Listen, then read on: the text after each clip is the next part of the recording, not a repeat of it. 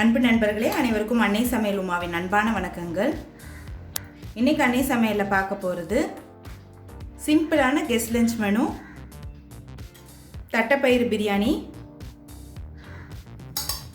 அதுக்கு சூப்பரான side dish உருளைக்கிழங்கு பொரியல். நான் கூடவே ரைத்தாவும் பண்ணியிருக்கேன்.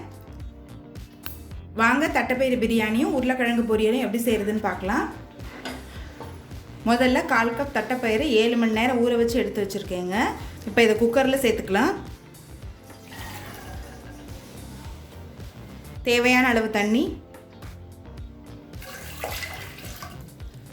தட்டைப்பயிரை ஊற வைக்கலன்னா நல்லா வறுத்துடுங்க. வறுத்துட்டு அதுக்கப்புறம் வேக வச்சிங்கன்னா சீக்கிரம் வெந்துடும். இப்போ இதை மூடி போட்டு குக்கர்லேருந்து 4 விசில் வந்தோன்னே இறக்கி வச்சிடலாங்க. இப்போ குக்கர்லேருந்து 4 விசில் வந்துருச்சுங்க. தட்டைப்பயிறு நல்லா வெந்துருச்சு பாருங்கள். இந்த அளவுக்கு சாஃப்டாக இருக்கணும். இப்போ தட்டைப்பயிறு எடுத்து தனியாக வச்சிடலாம். இப்போ அடுத்து தட்டைப்பயிறு பிரியாணிக்கு மசாலா அரைச்சிக்கலாங்க. 2 பட்டை, 2 கிராம்பு, 1 ஏலக்காய், 1 டீஸ்பூன் சோம்பு, 2 சின்ன துண்டு இஞ்சி, 6 பல் பூண்டு, 2 பச்சை மிளகாய், 9 சின்ன வெங்காயம். இப்போ இதெல்லாத்தையும் மிக்சியில் நைஸாக அரைச்சி தனியாக எடுத்து வச்சுக்கலாம். குக்கரில் தேவையான அளவு எண்ணெய். முதல்ல 2 பிரியாணி இலை சேர்த்துக்கலாங்க. கொஞ்சம் புதினா, அடுத்தது நீளமாக நறுக்குன்னு 1 வெங்காயத்தை சேர்த்துக்கலாம்.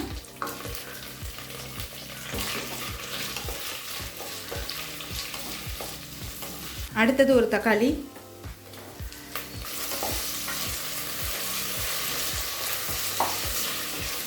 தேவையான அளவு உப்பு,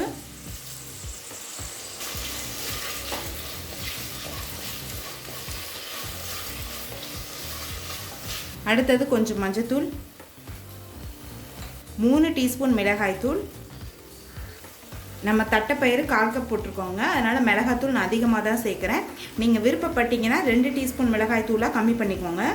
1 டீஸ்பூன் தனியாத்தூள்.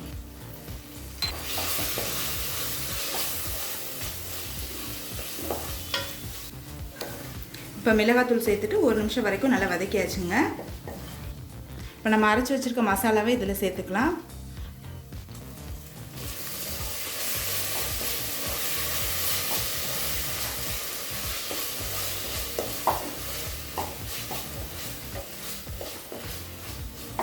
மசாலா சேர்த்துட்டு நல்லா வதக்கிக்கலாங்க.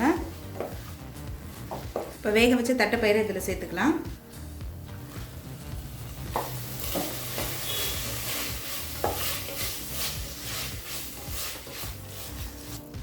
தட்டைப்பயிறு ஏற்கனவே வெந்துடுச்சு, அதனால் லேசாக வதக்கினா போதுங்க. இப்போ இது கூடவே 2 கப் தண்ணி சேர்த்துக்கலாங்க.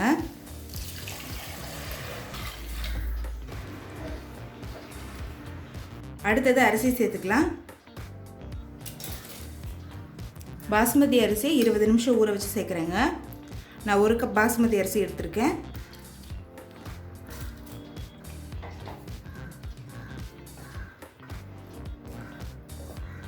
இப்போ மூடி போட்டு குக்கர்லேருந்து 2 விசில் வந்தோன்னு இறக்கி வச்சிடலாம். அப்படி இல்லைன்னா ஸ்டவ்வை ஸ்லோலே 10 நிமிஷம் வச்சுருங்க. இப்போ குக்கர்லேருந்து 2 விசில் வந்துடுச்சு. தட்டைப்பயிறு பிரியாணி எப்படி வந்திருக்குன்னு பார்க்கலாம். இப்போ கொஞ்சமாக நெய் சேர்த்துக்கலாம். கொஞ்சம் புதினா, கொஞ்சம் கொத்தமல்லி. இப்போ மெதுவாக கிளறிக்கலாங்க.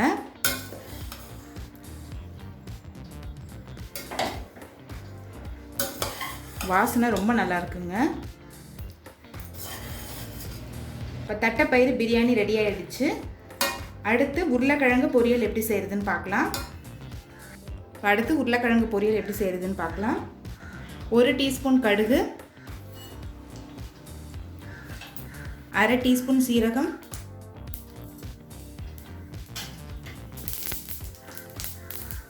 கொஞ்சம் பெருங்காயம் சேர்த்துக்கலாம். கொஞ்சம் கருவேப்பிலை, பொடியாக நறுக்குன பூண்டு,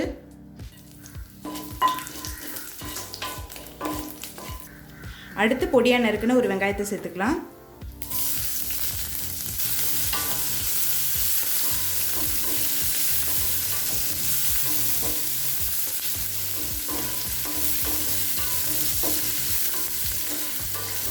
தேவையான அளவு உப்பு,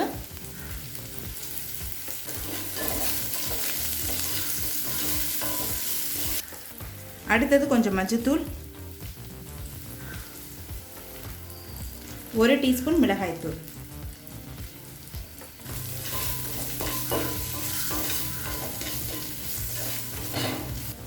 அடுத்து வேக வச்ச உருளைக்கிழங்கு 2 சேர்த்துக்கலாம்.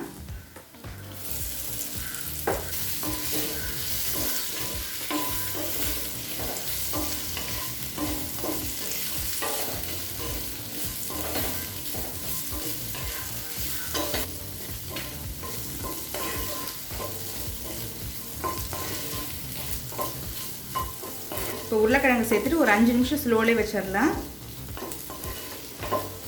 இப்போ இது கூடவே 1 டேபிள் ஸ்பூன் தேங்காய் துருவல் சேர்த்துக்கலாம்.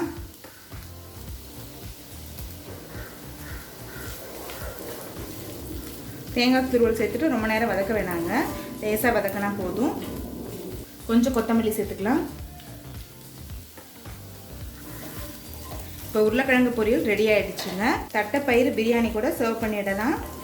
இப்போ சுவையான தட்டைப்பயிறு பிரியாணி ரெடி ஆகிடுச்சுங்க. அதுக்கு சூப்பரான சைட் டிஷ் உருளைக்கிழங்கு பொரியலும் ரெடி ஆகிடுச்சு. ரெசிபியை ட்ரை பண்ணி பாருங்கள், கண்டிப்பாக உங்களுக்கே பிடிக்கும். ரெசிபி பிடிச்சிருந்ததுன்னா வீடியோவை லைக் பண்ணுங்கள், கமெண்ட் பண்ணுங்கள், ஷேர் பண்ணுங்கள். இதுவரைக்கும் அன்னை சமையல் சேனலை சப்ஸ்கிரைப் பண்ணலன்னா சப்ஸ்கிரைப் பண்ணுங்கள். தேங்க்யூ.